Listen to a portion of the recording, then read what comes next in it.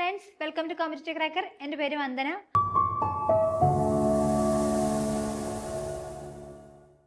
അപ്പോൾ നമ്മൾ ടൈപ്പിസ്റ്റ് എക്സാമിന് വേണ്ടിയുള്ള പ്രിപ്പറേഷൻസിലായിരിക്കും എല്ലാവരും അല്ലേ. അപ്പോൾ നമുക്ക് ഇന്നത്തെ ക്ലാസ്സിൽ നമ്മൾ ഡിസ്കസ് ചെയ്യാൻ പോകുന്നത് റീസെൻ്റ് ആയിട്ടുള്ള ടൈപ്പിസ്റ്റ് എക്സാമുകളിൽ ചോദിച്ചിട്ടുള്ള കുറച്ച് കമ്പ്യൂട്ടർ ഫണ്ടമെന്റൽസ് എന്ന് പറയുന്ന ഭാഗത്തു നിന്നുള്ള കുറച്ച് ക്വസ്റ്റ്യൻസ് ആണ്. നമുക്ക് ക്വസ്റ്റ്യൻസിലേക്ക് ഡയറക്റ്റ് ആയിട്ട് പോവാം. ഒന്നാമത്തെ ക്വസ്റ്റ്യൻ ഇതാണ്: which of the following is not a web browser? Google Chrome, Mozilla Firefox, Netscape Navigator, Microsoft Outlook Express. ഏതാണ് ഇതിന്റെ ആൻസർ വരുന്നത്? ഇതിന്റെ ആൻസർ എന്ന് പറയുമ്പോൾ നമുക്കറിയാം നോട്ട് എ വെബ് ബ്രൗസർ എന്നാണ് നമ്മളോട് ചോദിച്ചിരിക്കുന്നത് അല്ലേ. അപ്പോൾ നമുക്ക് ഫസ്റ്റ് അറിയേണ്ടതെന്ന് പറഞ്ഞു കഴിഞ്ഞാൽ വെബ് ബ്രൗസർ എന്ന് പറയുന്നത് ഒരു ടൈപ്പ് ഓഫ് ആപ്ലിക്കേഷൻ സോഫ്റ്റ്വെയർ ആണ് അല്ലെ. ഇതിന് വേണ്ടിയിട്ടാണ് നമുക്ക് ഇന്റർനെറ്റിനെ ആക്സസ് ചെയ്യാനായിട്ട് അല്ലെങ്കിൽ വെബ് പേജുകളെ ആക്സസ് ചെയ്യാനായിട്ട് നമ്മൾ യൂസ് ചെയ്യുന്ന ഒരു ആപ്ലിക്കേഷൻ സോഫ്റ്റ്വെയർ ആണ് വെബ് ബ്രൗസർ എന്ന് പറയുന്നത്. ഇതൊരു യൂസർ ഇന്റർഫേസ് പോലെയാണ് ആക്ട് ചെയ്യുന്നത് അല്ലെ. നമുക്ക് റിക്വസ്റ്റ് കൊടുക്കാൻ, നമ്മളുടെ റിക്വയർമെന്റ്സ് പാസ് ചെയ്യാനും വെബ് പേജുകളെ വ്യൂ ചെയ്യിപ്പിക്കാനായിട്ട് നമ്മളെ സഹായിക്കുന്ന ഒരു ആപ്ലിക്കേഷൻ സോഫ്റ്റ്വെയർ ആണ് വെബ് ബ്രൗസർ എന്ന് പറയുന്നത്. സോ അപ്പോൾ ഇവിടെ നമ്മളോട് നോട്ട് എ വെബ് ബ്രൗസർ എന്നാണ് ചോദിച്ചിരിക്കുന്നത്. ഇതിനകത്ത് Google Chrome, Mozilla Firefox, Netscape ഒക്കെ എന്താണ്? വെബ് ബ്രൗസേഴ്സ് ആണ്. ഇതിനകത്ത് മൈക്രോസോഫ്റ്റ് ഔട്ട്ലുക്ക് എക്സ്പ്രസ് ആണ് എന്തല്ലാത്തത്? ഒരു വെബ് ബ്രൗസർ അല്ലാത്തത്. ഇതെന്ന് പറയുന്നത് ഒരു ഫ്രീ ആയിട്ടുള്ള ഇമെയിലുകളൊക്കെ അയക്കാൻ വേണ്ടി നമ്മൾ യൂസ് ചെയ്തുകൊണ്ടിരുന്ന ഒരു ഇമെയിൽ സിസ്റ്റമാണ് നമ്മളുടെ മൈക്രോസോഫ്റ്റ് ഔട്ട്ലുക്ക് എക്സ്പ്രസ് എന്ന് പറയുന്നത്. ഓക്കെ, അപ്പോൾ ഇതാണ് ഇതിന്റെ ആൻസർ ആയിട്ട് വരുന്നത്. ഇനി നെക്സ്റ്റ് ക്വസ്റ്റ്യൻ, ഇതേ നെക്സ്റ്റ് ക്വസ്റ്റ്യനിലേക്ക് പോവാണ്. What is the storage capacity of A standard DVD-ROM? Okay, എന്താ ചോദിച്ചിരിക്കുന്നത്? DVD-ROMനെ കുറിച്ചാണ് ചോദിച്ചിരിക്കുന്നത് അല്ലേ. DVD-ROM എന്ന് പറയുന്നത് എന്താണ്? ഒരു സെക്കൻഡറി സ്റ്റോറേജ് ഡിവൈസ് ആണല്ലേ. ഇവിടെ എന്താണ് യൂസ് ചെയ്യുന്നത്? ഒരു ഒപ്റ്റിക്കൽ സ്റ്റോറേജ് മീഡിയത്തിന് എക്സാമ്പിൾ ആണ് ഒരു DVD എന്ന് പറയുന്നത്. അപ്പോൾ അതിന്റെ കപ്പാസിറ്റി എത്രയാണെന്നാണ് നമ്മളോട് ചോദിച്ചിരിക്കുന്നത്. ഓപ്ഷൻസിനകത്ത് 4.7 GB ഉണ്ട്, 2.2 GB, 700 MB ആൻഡ് 900 MB ആണ് ഓപ്ഷൻസിനകത്ത് വന്നിട്ടുള്ളത്. നമുക്കറിയാം DVD എന്ന് പറയുമ്പം രണ്ട് കാറ്റഗറിയിൽ നമുക്ക് പറയാൻ പറ്റും. ഒന്നെന്ന് പറയുന്നത് എന്താണ്?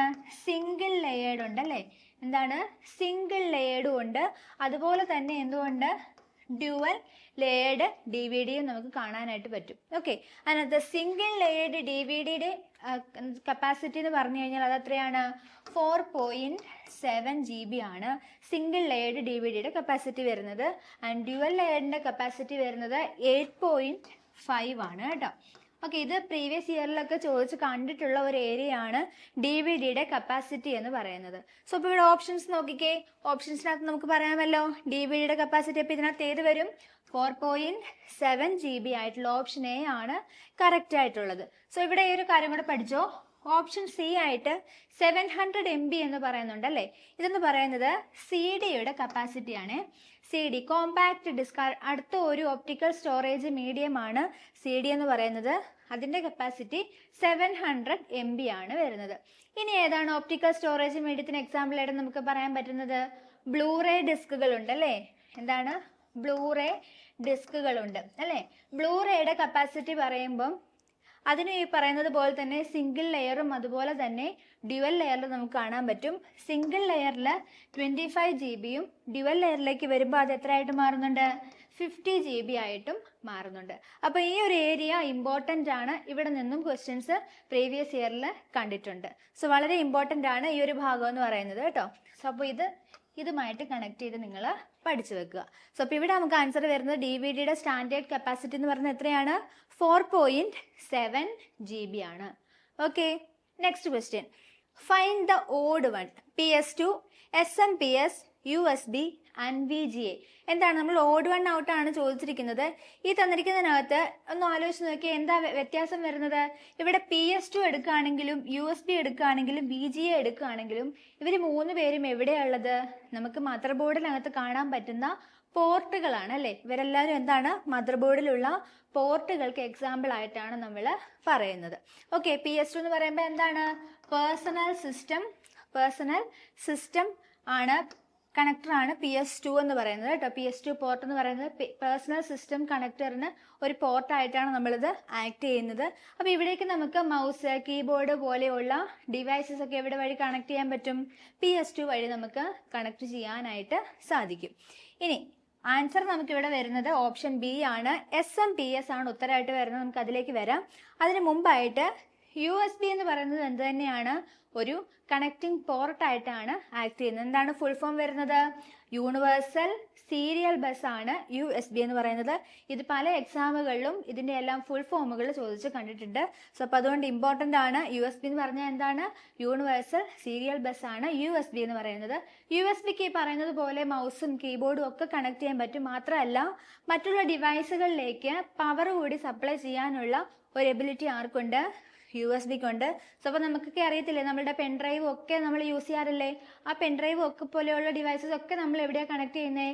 ഈ ഒരു പോർട്ടിലേക്ക് തന്നെയാണ് നമ്മൾ കണക്ട് ചെയ്യുന്നത്. സോ USB എന്ന് പറയുന്നത് ഒരു വേഴ്സറ്റൈൽ പോർട്ട് എന്ന് പറഞ്ഞ് നമുക്ക് ആ ഒരു ക്ലാസിഫിക്കേഷനിലേക്ക് നമുക്ക് കൊണ്ടുവരാനായിട്ട് സാധിക്കും. ഇപ്പോൾ ഏറ്റവും കൂടുതൽ യൂസ് ചെയ്യുന്നതും ഏറ്റവും വേഗത്തിൽ പ്രോസസ്സിംഗ് നടക്കുന്നതുമായിട്ടുള്ള ഒരു ടൈപ്പ് ഓഫ് പോർട്ട് കൂടിയാണ് USB എന്ന് പറയുന്നത്. ഇനി VGA എന്താണ്? VGA എന്ന് പറഞ്ഞാൽ വീഡിയോ ഗ്രാഫിക്സ് അറേ ആണ്. വീഡിയോ ഗ്രാഫിക്സ് അറേ എന്തിനു വേണ്ടിയിട്ടാണ്? നമുക്ക് പറഞ്ഞില്ലേ മോണിറ്റർ, പ്രൊജക്ടർ ഒക്കെ പറഞ്ഞില്ലേ, അതിനെയൊക്കെ കണക്ട് ചെയ്യാനായിട്ട്, അതായത് ഔട്ട്പുട്ട് ഡിവൈസുകളിലേക്കുള്ള കണക്ഷൻസ് ക്രിയേറ്റ് ചെയ്യാനായിട്ടാണ് നമ്മൾ VGA യൂസ് ചെയ്യുന്നത്.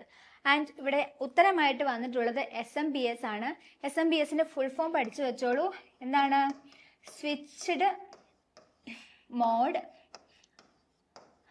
Power supply. Okay, switched mode power supply ആണ് SMPS എന്ന് പറയുന്നത്. ഇതെന്തിനു വേണ്ടിയിട്ടാണെന്ന് ചോദിച്ചു കഴിഞ്ഞാൽ, നമ്മുടെ കമ്പ്യൂട്ടറിലേക്ക് നമ്മൾ കൊടുക്കുന്നത് AC കറണ്ട് ആണ് കൊടുക്കുന്നത്. ആ കറണ്ടിനെ DC ആക്കി കൺവേർട്ട് ചെയ്യുന്ന ഒരു ഡിവൈസ് ആണ് SMPS എന്ന് പറയുന്നത്. കൺവേർട്ട് ചെയ്തിട്ട് നമ്മുടെ കമ്പ്യൂട്ടറിനകത്തുള്ള മറ്റുള്ള കമ്പോണൻസിലേക്കെല്ലാം എന്ത് ചെയ്യുന്നു? ഇതിനെ ഡിസ്ട്രിബ്യൂട്ട് ചെയ്ത് കൊടുക്കുകയും കൂടി ആരാ ചെയ്യുന്നത്? SMPS ആണ് ചെയ്ത് കൊടുക്കുന്നത്. സോ ഇതിപ്പോൾ ഇമ്പോർട്ടൻ്റ് ആണ്. അപ്പം നമ്മൾ ഈ ഒരു എക്സാമിൻ്റെ പാറ്റേൺ ഒക്കെ നോക്കുന്ന സമയത്ത് റീസെൻ്റ്ലി മദർ ബോർഡിനകത്ത് നിന്ന് ഒരുപാട് കാര്യങ്ങൾ ചോദിച്ച് കണ്ടിട്ടുണ്ട് കേട്ടോ. മദർ ബോർഡിൻ്റെ പോർട്ടുകൾ, സ്ലോട്ടുകളെ കുറിച്ചൊക്കെ ഇമ്പോർട്ടൻ്റ് ആയിട്ട് നിങ്ങൾ പഠിച്ച് വെച്ചേക്കണം. ഓക്കെ, മനസ്സിലായല്ലോ? അപ്പോൾ ഈ ക്വസ്റ്റിൻ്റെ ആൻസർ വരുന്നത് ഓപ്ഷൻ ബി ആണ്. SMPS ആണ് ഉത്തരമായിട്ട് വരുന്നത്. അടുത്ത ചോദ്യം ഇതാണ്. Which is the fastest memory in a computer? ROM, RAM, cache and BIOS. അപ്പോൾ ഇവിടെ ഓപ്ഷൻസ് നോക്കുമ്പോൾ നിങ്ങൾക്ക് അറിയാം, ഇതിനകത്ത് റോമും റാമും ക്യാഷും ഒക്കെ എന്താണ്? പ്രൈമറി മെമ്മറീസ് ആണ് അല്ലേ? പ്രൈമറി മെമ്മറീസിന് എക്സാമ്പിൾ ആണ് ഈ പറയുന്നതൊക്കെയും. ഫുൾ ഫോം പഠിച്ചോളൂ. Read only memory, random access memory, cache. എന്താണ് ബയോസ് എന്ന് പറയുന്നത്? ബയോസ് എന്ന് പറഞ്ഞാൽ ബേസിക് ഇൻപുട്ട് ഔട്ട്പുട്ട് സിസ്റ്റം ആണ് ബയോസ് എന്ന് പറയുന്നത്. ഇത് കമ്പ്യൂട്ടറിന്റെ ഒരു ഫേം വെയർ ആണ്. സോ അപ്പോൾ ഇവിടെ നമ്മളോട് ചോദിച്ചിരിക്കുന്നത് ഏറ്റവും ഫാസ്റ്റസ്റ്റ് ആയിട്ടുള്ള മെമ്മറി ഏതാണെന്നാണ്. ഇവിടെ ഓപ്ഷൻ നോക്കുകയാണെന്നുണ്ടെങ്കിൽ ക്യാഷ് മെമ്മറിക്കാണ് ഏറ്റവും എന്താണ് ഫാസ്റ്റ് ആയിട്ട് പ്രോസസ്സ് ചെയ്യാനുള്ള കപ്പാസിറ്റി ഉള്ളത് നമ്മുടെ ക്യാഷ് മെമ്മറിക്കാണ് കേട്ടോ. ഓപ്ഷൻ നോക്കിയിട്ട് അതിനകത്ത് ക്യാഷ് ആണുള്ളത്. സോ ക്യാഷിനാണ് ഏറ്റവും ഫാസ്റ്റസ്റ്റ് പ്രോസസ്സിംഗ് സ്പീഡ് ഉള്ളത്. ഓക്കെ, ഇനി ഈ ഓപ്ഷനകത്ത് നിങ്ങൾ രജിസ്റ്റർ കാണുന്നുണ്ടെന്നുണ്ടെങ്കിൽ എന്ത് ചെയ്യുക? രജിസ്റ്റർ വേണം ക്ലിക്ക് ചെയ്യാനായിട്ട്. രജിസ്റ്ററിനാണ് നിലവിൽ ഏറ്റവും വേഗത കൂടുതലുള്ളത്. സോ ഓക്കെ, അപ്പോൾ ഇതാണ് ഇതിൻ്റെ ആൻസർ ആയിട്ട് വരുന്നത് ക്യാഷ് മെമ്മറി. ക്യാഷ് മെമ്മറിയിൽ നമ്മൾ സ്റ്റോർ ചെയ്യുന്നത് എന്ത് തരം ഡേറ്റയാണ്? ടെമ്പററി ഡേറ്റയാണ് അല്ലേ? നമ്മൾ എപ്പോഴും ഫ്രീക്വൻ്റ്ലി ആക്സസ് ചെയ്തുകൊണ്ടിരിക്കുന്ന ഡേറ്റയാണ് നമ്മൾ എവിടെ സ്റ്റോർ ചെയ്യുന്നത്? നമ്മുടെ ക്യാഷ് മെമ്മറിയിൽ സ്റ്റോർ ചെയ്യുന്നത്. ആൻഡ് ബയോസ് എന്ന് പറയുന്ന പ്രോഗ്രാം ഓർത്ത് വെച്ചേക്കുക. ഈ ബയോസ് സ്റ്റോർ ചെയ്തിരിക്കുന്നത് എവിടെയാണ്? നമ്മുടെ റോമിലാണ് കേട്ടോ. ബയോസ് പ്രോഗ്രാമുകൾ സ്റ്റോർ ചെയ്തിരിക്കുന്നത് നമ്മുടെ റോമിലാണ്. അതുപോലെ തന്നെ റോം എന്ന് പറയുന്നത് ഒരു പെർമനന്റ് മെമ്മറി കൂടിയാണെന്ന് ഈ ഒരു ക്വസ്റ്റ്യൻ നിങ്ങൾ എന്ത് ചെയ്യുക? മനസ്സിലാക്കി വെച്ചേക്കുക. സോ അപ്പോൾ ഈ ഒരു ഏരിയ വളരെ ഇമ്പോർട്ടൻ്റ് ആണ്. എല്ലാത്തിൻ്റെയും ഫീച്ചേഴ്സ് ഒക്കെ എന്ത് ചെയ്യുക? കൃത്യമായിട്ടും മനസ്സിലാക്കി തന്നെ പോവുക. സോ ദ നെക്സ്റ്റ് ക്വസ്റ്റിലേക്ക് നമ്മൾ പോവാണ്. ഒരു സ്റ്റേറ്റ്മെന്റ് ടൈപ്പ് ചോദ്യമാണ് കണ്ടോ ചോദിച്ചിരിക്കുന്നത്. നമ്മൾ ഇതുവരെ എന്താണ് ഓരോരോ വൺ വേർഡ് ക്വസ്റ്റ്യൻസ് പോലെയൊക്കെയാണ് കണ്ടത്. ഇത് റീസെന്റ് നടന്നിട്ടുള്ള ടൈപ്പിസ്റ്റ് എക്സാമിൽ ചോദിച്ചിട്ടുള്ളതാണ്. ആൻസർ വേഗം പറയാം. Which of the following statement is are correct? The OS manages all the resources of A computer. The OS provides an interface to the user. The program execution order is decided by the OS. അപ്പോൾ ഈ സ്റ്റേറ്റ്മെന്റിനകത്ത് ഏതാണ് correct ആയിട്ടുള്ളതെന്നാണ് ചോദിക്കുന്നത്. നമുക്കറിയാം operating system എന്ന് പറയുന്നത് എന്താണ്? ഒരു graphical user interface ആണ് അല്ലേ? യൂസർ ഇന്റർഫേസ് ആയിട്ടാണ് ഒരു OS ആക്ട് ചെയ്യുന്നത്. സോ ഈ ഒരു OS ഇല്ലാതെ എന്ത് ചെയ്യാൻ പറ്റില്ല? ഒരു സിസ്റ്റത്തിന് വർക്ക് ചെയ്യാനായിട്ട് സാധിക്കില്ല. അപ്പോൾ ഇത് മാത്രമല്ല ഓപ്പറേറ്റിംഗ് സിസ്റ്റം നമുക്ക് വേണ്ടി ചെയ്തു തരുന്നത്. നമ്മുടെ മെമ്മറി മാനേജ്മെന്റ്, പ്രോസസ് മാനേജ്മെന്റ് അല്ലേ, പിന്നെ ഫയൽ മാനേജ്മെന്റ്, എല്ലാ കാര്യങ്ങളും റിസോഴ്സ് മാനേജ്മെന്റ് തുടങ്ങിയ പല ടാസ്കുകളും ആര് തന്നെയാണ് ചെയ്തു തരുന്നത്? ഓപ്പറേറ്റിംഗ് സിസ്റ്റം തന്നെയാണ് നമുക്ക് ചെയ്തു തരുന്നത്. സോ ഈ പറയുന്ന ഓപ്ഷൻസ് നോക്കുമ്പോൾ എന്ത് ചെയ്യുന്നുണ്ട്? OS റിസോഴ്സുകളെ ഒക്കെയും മാനേജ് ചെയ്യുന്നുണ്ട്. അതുപോലെ തന്നെ യൂസർ ഇന്റർഫേസ് ആയിട്ട് ആര് ആക്ട് ചെയ്യുന്നുണ്ട്? ഒരു ഓപ്പറേറ്റിംഗ് സിസ്റ്റം ആക്ട് ചെയ്യുന്നുണ്ട്. അതുപോലെ തന്നെ പ്രോഗ്രാമുകളുടെ എക്സിക്യൂഷൻ അല്ലെങ്കിൽ പ്രോസസ്സുകളുടെ എക്സിക്യൂഷൻ, ഏത് പ്രോസസ്സ് ആദ്യം എക്സിക്യൂട്ട് ചെയ്യണം അല്ലെങ്കിൽ ഷെഡ്യൂളിംഗ് എന്നൊക്കെ പറയാം അല്ലേ, ഈ ഒരു പ്രോസസ്സൊക്കെ ചെയ്തു തരുന്നത് ആര് തന്നെയാണ്? ഓപ്പറേറ്റിംഗ് സിസ്റ്റം തന്നെയാണ്. സോ ഈ 3 ഓപ്ഷനും എന്ത് തന്നെയാണ്? കറക്റ്റ് ആയിട്ടുള്ള സ്റ്റേറ്റ്മെന്റ് ആണ്. ഇവിടെ ഓപ്ഷൻ നോക്കുമ്പോൾ ഏത് വരും? ഓപ്ഷൻ ഡി ആണ്. ഓൾ ഓഫ് ദി എബോവ് ആണ് കറക്റ്റ് ആയിട്ടുള്ള ഉത്തരമായിട്ട് വരുന്നത്. സോ അപ്പോൾ ഇതേപോലെയുള്ള സ്റ്റേറ്റ്മെന്റ് ടൈപ്പ് ചോദ്യങ്ങൾ നമുക്ക് എക്സാമിൽ പ്രതീക്ഷിക്കാവുന്നതാണ്. അടുത്ത ക്വസ്റ്റ്യൻ എന്താണ്? A translator is a software that converts a program code from. ഈ ഓപ്ഷൻസിനകത്ത് ചോദിച്ചിരിക്കുന്നത് ട്രാൻസ്ലേറ്റർ എന്ന് പറയുന്നത് എന്ത് ടാസ്ക് ആണ് ചെയ്യുന്നതെന്നാണ് ചോദിച്ചിരിക്കുന്നത്. കറക്റ്റ് ആയിട്ടുള്ളത് സെലക്ട് ചെയ്യാനാണ് പറഞ്ഞേക്കുന്നത്. എന്തൊക്കെയാണ് ഓപ്ഷൻ പറഞ്ഞേക്കുന്നത്? High level language to Unicode, high level language to ASCII, high level language to machine language, high level to assembly language. നമുക്കറിയാം കമ്പ്യൂട്ടറിന് മനസ്സിലാവുന്ന ഭാഷ എന്ന് പറയുന്നത് മെഷീൻ ലെവൽ ലാംഗ്വേജ് ആണ് അല്ലെ, 0s and 1s ആണ് കമ്പ്യൂട്ടറിന് മനസ്സിലാവുന്നത്. അപ്പൊ നമ്മൾ കൊടുക്കുന്ന എല്ലാ ഇൻസ്ട്രക്ഷൻസിനെയും എന്ത് ചെയ്യണം? ഈ ഒരു സിസ്റ്റം നമ്മൾ കൺവേർട്ട് ചെയ്തിട്ട് ഒരു മെഷീൻ ലെവലിലേക്ക് അല്ലെങ്കിൽ 0s and 1s ആയിട്ട് കൺവേർട്ട് ചെയ്യേണ്ടതായിട്ടുണ്ട്. ഈ ഒരു ടാസ്ക് ആണ് ശരിക്കും ആര് ചെയ്തു തരുന്നത്? ട്രാൻസ്ലേറ്റർ സോഫ്റ്റ്വെയർസ് നമുക്ക് വേണ്ടിയിട്ട് ചെയ്തു തരുന്നത്. അപ്പോൾ ഓപ്ഷൻ നോക്കുകയാണെങ്കിൽ ഏത് വരും? ഓപ്ഷൻ സി ആണ്. High level languages to machine language ആണ് വരുന്നത്. ട്രാൻസ്ലേറ്റേഴ്സ് നമ്മൾ 3 ടൈപ്പിലാണ് പഠിക്കുന്നത്. ഏതൊക്കെയായിരുന്നു? ഒന്നെന്ന് പറയുന്നത് കമ്പൈലർ അല്ലേ, കമ്പൈലർ ഉണ്ട്. പിന്നെ ഏതാണ്? ഇന്റർപ്രറ്റർ ഉണ്ട് അല്ലേ, ഇന്റർപ്രറ്റർ വരുന്നുണ്ട്. ദെൻ ലാസ്റ്റ് ആണ് പിന്നെ ഏതാണ്? അസംബ്ലർ വരുന്നുണ്ട്. ഓർത്ത് വെച്ചേക്കുക, ട്രാൻസ്ലേറ്റേഴ്സ് ആണ് ഇത് ചോദിച്ച് കാണാറുള്ളതാണ്. ഇവിടെ നിന്ന് ആൻസർ പഠിക്കാം. ഈ കമ്പൈലറും ഇന്റർപ്രറ്ററും എന്താ ചെയ്യുന്നത്? ഹൈ ലെവൽ ലാംഗ്വേജിനെ മെഷീൻ ലെവലിലേക്ക് കൺവേർട്ട് ചെയ്യാണ് ചെയ്യുന്നത്. അതിനകത്ത് തന്നെ നിങ്ങൾ സ്പെസിഫൈ ചെയ്ത് പഠിക്കേണ്ടത്, കമ്പൈലർ എന്ന് പറയുമ്പോൾ നമ്മളൊരു 10 ഇൻസ്ട്രക്ഷൻ കൊടുത്തു കഴിഞ്ഞാൽ കമ്പൈലർ ആ 10 ഇൻസ്ട്രക്ഷനെയും കൂടെ എന്ത് ചെയ്യുന്നു? ഒരുമിച്ച് ബൈനറിയിലേക്ക് അല്ലെങ്കിൽ മെഷീൻ ലെവലിലേക്ക് കൺവേർട്ട് ചെയ്ത് തരികയാണ് ചെയ്യുന്നത്. അതേസമയം ഇന്റർപ്രറ്റർ അങ്ങനെയല്ല. നമ്മൾ 10 ഇൻസ്ട്രക്ഷൻ കൊടുത്തെങ്കിൽ അറ്റ് എ ടൈം ഒരു ഇൻസ്ട്രക്ഷനെ മാത്രമേ ഈ ഒരു ട്രാൻസ്ലേറ്റർ എന്ത് ചെയ്യുള്ളൂ? കൺവേർട്ട് ചെയ്ത് മെഷീൻ ലെവലിലേക്ക് മാറ്റുകയുള്ളൂ. ആൻഡ് ലാസ്റ്റ് അസംബ്ലർ എന്ന് പറയുമ്പം നമ്മൾ കൊടുക്കുന്ന ഇൻസ്ട്രക്ഷൻസ് അല്ലെങ്കിൽ അസംബ്ലി ലാംഗ്വേജിൽ എഴുതുന്ന ഇൻസ്ട്രക്ഷൻസിനെ എന്ത് ചെയ്യുന്നു? നമ്മളുടെ മെഷീൻ ലെവലിലേക്ക് കൺവേർട്ട് ചെയ്യുകയാണ് ചെയ്യുന്നത്. സോ അപ്പോൾ ഇത്രയാണ് ട്രാൻസ്ലേറ്റേഴ്സ് ആയിട്ട് നിങ്ങൾ പഠിച്ചു വെക്കേണ്ടത്. വെരി ഇമ്പോർട്ടൻ്റ് ആണ്. ഇവിടെ സ്റ്റേറ്റ്മെന്റ് ടൈപ്പിലുള്ള ക്വസ്റ്റ്യൻസ് നമ്മളോട് ചോദിച്ച് കാണാറുണ്ട്. ഓക്കെ, ആൻഡ് അടുത്ത ക്വസ്റ്റ്യൻ ആണ് ഓഡ് വൺ ഔട്ട് ആണ് നമ്മളോട് ചോദിച്ചിരിക്കുന്നത്. PDF, TXT, PPT and CSV ഫയലാണ്. അപ്പോൾ ഇതിനകത്തുനിന്ന് ഓഡ് വൺ ആയിട്ട് വരുന്നത് ഏതാണ്? PPT ആണ് അല്ലേ. PPT എന്ന് പറയുന്നത് ഒരു സ്പെസിഫിക് ആപ്ലിക്കേഷൻ ബേസ് ചെയ്തിട്ടാണ് വരുന്നത് അല്ലേ. നമുക്കൊരു പ്രസന്റേഷൻ ബിൽഡ് ചെയ്യുക എന്നുള്ളതാണ് ആരെ കൊണ്ട് ഉദ്ദേശിക്കുന്നത്? PPT അല്ലെങ്കിൽ നമ്മൾ ഒരു പ്രസന്റേഷൻ സോഫ്റ്റ്വെയർ യൂസ് ചെയ്തുകൊണ്ട് ക്രിയേറ്റ് ചെയ്യുന്ന ഫയൽ ഫോർമാറ്റ് ആണ് നമ്മൾ PPT എന്ന് പറയുന്നത്. PDF-ന് എന്തായിരിക്കും? നമ്മൾ ഒരു ഡോക്യുമെന്റ് ക്രിയേറ്റ് ചെയ്ത് കഴിഞ്ഞാൽ അതിനൊരു ഫിക്സഡ് ആയിട്ടുള്ള ഒരു ലേഔട്ടും കാര്യങ്ങളൊക്കെ കാണും. അത് ഏത് സിസ്റ്റത്തിൽ ഇട്ടാലും എന്ത് ചെയ്യുന്നു? ഒരേപോലെ തന്നെ ആയിരിക്കും നമുക്ക് വ്യൂ ചെയ്യാനായിട്ട് പറ്റുന്നത്. ഓക്കെ, ഇനി CSV എന്ന് പറയുമ്പോൾ എന്താണ്? കോമ സെപ്പറേറ്റഡ് വാല്യൂസ് എന്നാണ് ഉദ്ദേശിക്കുന്നത്. നമുക്ക് ഡേറ്റാബേസിലേക്കുള്ള ഡേറ്റാസ് കൊടുക്കാനും അതുപോലെ തന്നെ ടേബിൾ ഫോർമാറ്റിലുള്ള ഡേറ്റാസിനെയൊക്കെ നമ്മൾ റെപ്രസെന്റ് ചെയ്യുന്നത് CSVs ആയിട്ട് ആയിരിക്കും. ഓർത്ത് വെക്കുക, CSV എന്ന് പറയുമ്പോൾ എന്താണ്? കോമ സെപ്പറേറ്റഡ് വാല്യൂസ് എന്നാണ് ഉദ്ദേശിക്കുന്നത്. ഓക്കെ, അപ്പോൾ ഇവിടെ ആൻസർ വരുന്നത് ഓപ്ഷൻ സി ആണ്. PPT ആണ് ഉത്തരവായിട്ട് വരുന്നത്. അപ്പോൾ അതേ ലാസ്റ്റ് ക്വസ്റ്റ്യൻ ആണ്. ഏതാണ്? All of the following are examples of antivirus software except.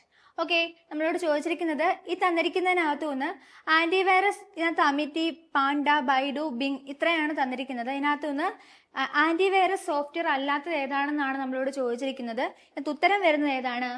Bing ആണ് ഉത്തരമായിട്ട് വരുന്നത്. ബിങ് എന്ന് പറയുന്നത് എന്താണ്? ഒരു സെർച്ച് എഞ്ചിനാണ് കേട്ടോ. ബിങ് എന്ന് പറയുന്നത് ഒരു സെർച്ച് എഞ്ചിന് എക്സാമ്പിൾ ആണ്. അപ്പം നിങ്ങൾ ഓർത്ത് വെക്കുക, ബ്രൗസറും സെർച്ച് എഞ്ചിൻസും ആന്റിവൈറസും ഒക്കെ റിപ്പീറ്റഡ് ആയിട്ട് എക്സാമിനകത്ത് ചോദിക്കാറുള്ളതാണ്. സെർച്ച് എഞ്ചിൻ എന്ന് പറയുമ്പോൾ എന്തിനു വേണ്ടിയിട്ടാണ്? നമ്മൾ കൊടുക്കുന്ന റിക്വസ്റ്റുകൾക്ക് കറസ്പോണ്ടിങ് ആയിട്ടുള്ള അല്ലെങ്കിൽ നമുക്ക് വേണ്ട സാധനം എന്താണോ അത് പോയി അങ്ങനെയുള്ള വെബ്സൈറ്റുകളെ പോയി ഫൈൻഡ് ചെയ്ത് കൊണ്ട് തരുന്ന ചില പ്രോഗ്രാമുകളാണ് നമ്മൾ സെർച്ച് എഞ്ചിൻസ് ആയിട്ട് പഠിക്കേണ്ടത്. വേറെ ഏതൊക്കെ എക്സാമ്പിൾ വരുന്നത്? ബിങ് വരുന്നുണ്ട്, യാഹു, ഗൂഗിൾ അല്ലേ, പിന്നെ ഡക് ഡക് ഗോ, ഇതേപോലെ എക്കോഷ്യ, ഇങ്ങനെ ഒരുപാട് സെർച്ച് എഞ്ചിൻസ് ഉണ്ട്. അതിനെയൊക്കെ നിങ്ങൾ ഓർത്ത് വെച്ചേക്കുക. ഇത് റിപ്പീറ്റഡ് ആയിട്ട് കണ്ടിട്ടുള്ള ഒരു ഭാഗം കൂടിയാണ് നമ്മളുടെ സെർച്ച് എഞ്ചിൻസ് ആൻറ്റി വൈറസ് എന്നൊക്കെ പറയുന്നത്. അതുപോലെ ഇവിടെ നിന്ന് ഒരു കാര്യം കൂടി ഓർത്ത് വെക്കുക. ആൻറ്റി വൈറസ് എന്ന് പറയുന്നത് ഏത് ടൈപ്പ് ഓഫ് സോഫ്റ്റ്വെയർ ആണെന്ന് ചോദിച്ച് കാണാറുണ്ട്. ആൻറ്റി വൈറസ് എന്ന് പറയുന്നത് എന്താണ്? ഒരു യൂട്ടിലിറ്റി സോഫ്റ്റ്വെയർ ആണ് എന്നുള്ളതും കൂടെ എന്ത് ചെയ്യുക, ഇവിടെ നിന്ന് കണക്ട് ചെയ്ത് നിങ്ങൾ പഠിച്ചു വെക്കുക.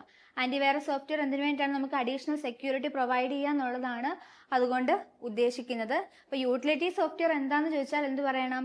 നമ്മുടെ സിസ്റ്റത്തിൻ്റെ മെയിൻ്റനൻസ് അല്ലെങ്കിൽ നമ്മുടെ സിസ്റ്റത്തിൻ്റെ പെർഫോമൻസ് കുറച്ചും കൂടെ ബൂസ്റ്റ് ചെയ്യിപ്പിക്കുക എന്നുള്ളതാണ് ഈ ഒരു ആൻറ്റിവൈറസ് സോഫ്റ്റ്വെയർസിൻ്റെ ലക്ഷ്യമെന്ന് പറയുന്നത്. സോ അപ്പോൾ അത്രയൊക്കെയാണ് നമുക്ക് ഈ ഒരു ക്വസ്റ്റിനെ റിലേറ്റഡ് നിങ്ങൾ പഠിക്കേണ്ടതായിട്ടുള്ളത്. വളരെ ഇമ്പോർട്ടൻ്റ് ആയിട്ടുള്ളതാണ് നമ്മളുടെ സിസ്റ്റം സോഫ്റ്റ്വെയർസ് ഏതൊക്കെയാണ്, ആപ്ലിക്കേഷൻ സോഫ്റ്റ്വെയർസ് ഏതൊക്കെയാണ് എന്നുള്ള കാര്യങ്ങളൊക്കെ നിങ്ങൾ എന്ത് ചെയ്യുക, ഓർത്ത് വെക്കുക. ഇവിടെ നിന്ന് നമുക്ക് ഉറപ്പായിട്ടും ഒരു ചോദ്യം ഉണ്ടാവും. സോ അപ്പോൾ ഇതൊക്കെയാണ് നമ്മളുടെ റീസെൻ്റ്ലി നടന്നിട്ടുള്ള ടൈപ്പിസ്റ്റ് എക്സാമുകളിലൊക്കെ ചോദിച്ചിട്ടുള്ള ഇമ്പോർട്ടൻ്റ് ആയിട്ടുള്ള ക്വസ്റ്റ്യൻസും ഇമ്പോർട്ടൻ്റ് ആയിട്ടുള്ള കുറച്ച് പോർഷൻസും.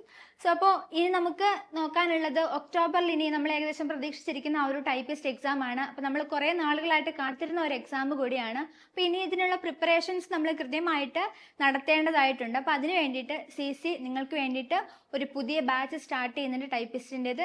സോ ബാച്ചിലേക്ക് ജോയിൻ ചെയ്യാനായിട്ട് ഇവിടെ കാണുന്ന നമ്പറിൽ നിങ്ങൾ കോൺടാക്ട് ചെയ്യാം. ഇനിയിപ്പോൾ ഈ ഒരു കോഴ്സിൻ്റെ പ്രത്യേകത എന്ന് പറയുമ്പോഴത്തേക്കും നിങ്ങൾക്ക് ഒരു മെൻറ്റർഷിപ്പ് സപ്പോർട്ടോട് കൂടി പഠിക്കാനായിട്ടും അതുപോലെ തന്നെ നിങ്ങൾക്ക് ലൈവ് സെഷൻസുകളും അതുപോലെ എല്ലാ നോട്ടുകളും ഒക്കെ എക്സാമുകൾ, മോഡൽ എക്സാമുകളൊക്കെ നിങ്ങൾക്ക് ലൈവായിട്ട് കിട്ടുന്നതായിരിക്കും. സോ അപ്പോൾ ബാച്ചിലേക്ക് ജോയിൻ ചെയ്യാനായിട്ട് എത്രയും വേഗം ഈ ഒരു നമ്പറിൽ കോൺടാക്ട് ചെയ്യുക. അപ്പോൾ ഇതേപോലെയുള്ള ഇൻഫോർമേറ്റീവ് വീഡിയോസിനായിട്ട് ചാനൽ കൂടി ഫോളോ ചെയ്യുക. താങ്ക്